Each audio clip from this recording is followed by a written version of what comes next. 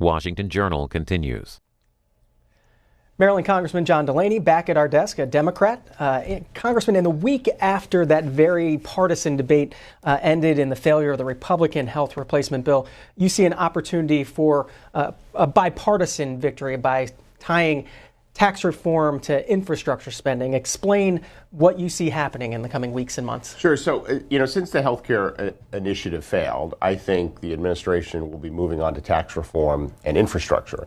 And they've talked about pairing those things together recently, which we're very excited about, because in the past, the agenda had been healthcare first, tax reform second, and infrastructure third. And the problem with doing it in that kind of a sequencing is you need money to invest in infrastructure if you actually want to do a legitimate infrastructure program. And I was concerned that if we did tax reform first, that there'd be no money left over for infrastructure. So the fact that the administration now wants to pair these together, I think, is the right answer. We've been working for several years, as you know, John, on a large-scale bill that pairs infrastructure investing with international tax reform. In other words, fixing the part of our tax code that is causing U.S. companies to have all that cash trapped overseas. It's up to $2.5 trillion now. So what we do in our proposal is we fix that system. We create pathways for that money to come back to the United States by making the tax rate more competitive internationally for U.S. companies, by ending their ability to defer paying their taxes if they don't bring their money back, which is the way the system works right now, which effectively creates an incentive for them not to bring their money back because they want to defer their taxes, which are too high internationally.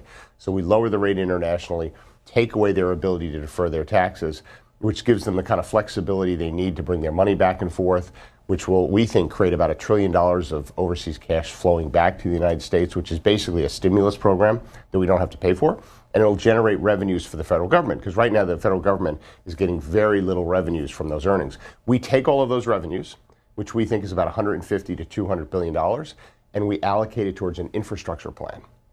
And when you count kind of other leverage and other funds that are available in these projects, we think it creates about $1 trillion of funding.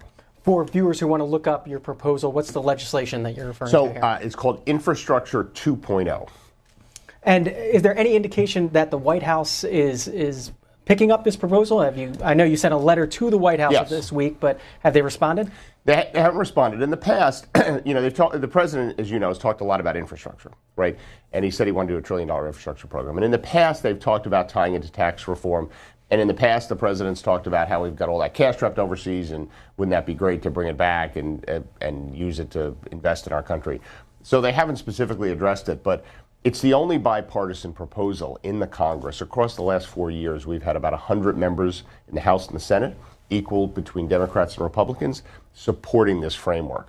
So if the president actually wants to get a win, particularly after this embarrassing loss last week, and if he actually wants to do something around tax reform and infrastructure, this is the place to go to find a bipartisan proposal that could get done. Should let our viewers know lines are open. We'll be talking with Congressman John Delaney until the House gavels in at 9 o'clock.